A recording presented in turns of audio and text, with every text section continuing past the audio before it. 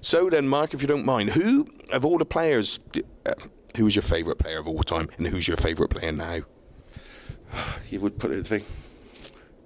So I mean, obviously for me, because we're about similar age, was when Keith Deller won that time, and I remember watching it, and especially given that at the time Bristow was in his pomp, and he got just about all the other players so intimidated that this kid come along, and of course famously the story that Eric had the chance to take the shot but didn't, and then of course Keith then hit the thing. He may never done anything else since, but it didn't matter. He's the world champion. You can never take it away from you. Yeah, he hit that 138, didn't he? I mean, it's sort of socially. There's some really nice guys. Darryl Fitton, obviously, is a wonderful guy up there, and I get on really well with Dean Winstanley. He's a smashing guy. He's invited me to his wedding, which is very nice. Unfortunately, I'm working at the Sheffield United Fulham match next Saturday, but that's the nice thing. That's a lot of really nice people out here, which could, considering it's a very individualistic sport, it shows, if you like, how the camaraderie is quite good. There's always going to be a bit of needle between so many people, but most of them get on quite well together. Yeah, very much. You're right, and I think the one-on-one sport, we get a lot of boxing people. They like the dart, boxing promoters. Obviously, Barry Hearn into the darts, the one-on-one sort of thing, the walk-on girls, the razzmatazz. It all goes hand in hand, really, doesn't it? Well, I think this is the huge advantage darts has got, that with the PDC and stuff.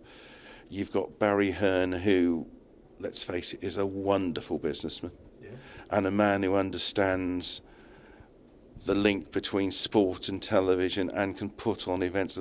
And he understands, if you like, the building up, not just the top 16, that you need to make a big tournament. You need credible opposition. So that comes across. Like I said, I'm blown away with the organisation of the PDC here and how it's all set up, because it's a mark of great organisation when you make it look easy. Yeah, it says it all, doesn't it? And the fact that people don't have to go, hang on, where am I? It's just, here you go.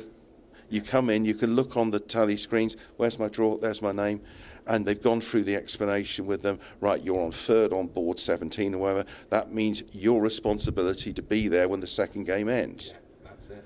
And it's feeding through, and if you've done organisation, you know, like I said, a great organiser, it runs smoothly and there's no crises, so you don't have to be a great one, but it comes across.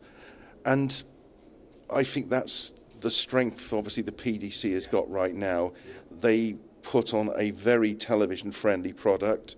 Obviously, Sky love it. Was it their second best sport apart from football? It is, yeah. Well, being second to football is a great thing. Yeah. And it's wonderful. I think the one thing perhaps darts needs to look at the moment, in very strong places, the next level is how to make the game more international. And that's obviously going to be a big, big challenge. But right now, you've set up so it's possible now for however many people is to make a living as a darts player, which didn't used to be the case. That's it. I think £7 million a year available on the PDC tour this year. Soon, I think Barry said it'd be 10 million. That says it all. Again, you know, from the pubs, and now look at it. It's well, it's huge, isn't it? And one last thing, the next series of the Chase, was it 4 years you've done the Chase?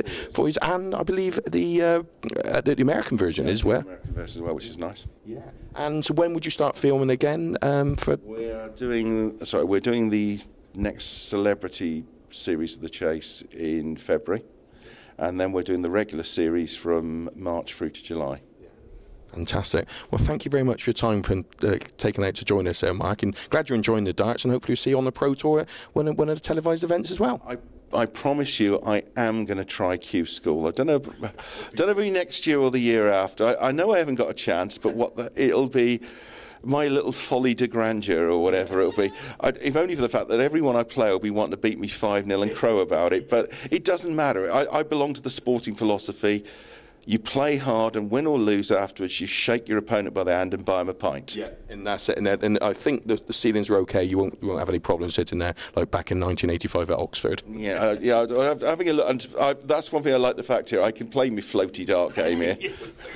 Thank you, Mark. That's Mark Labett, of course, aka the Beast, of course, from the Chase. My name is Paul Starr, and that's Tonks and Tails, keeping you at the sharp end of world darts. Thanks for joining us.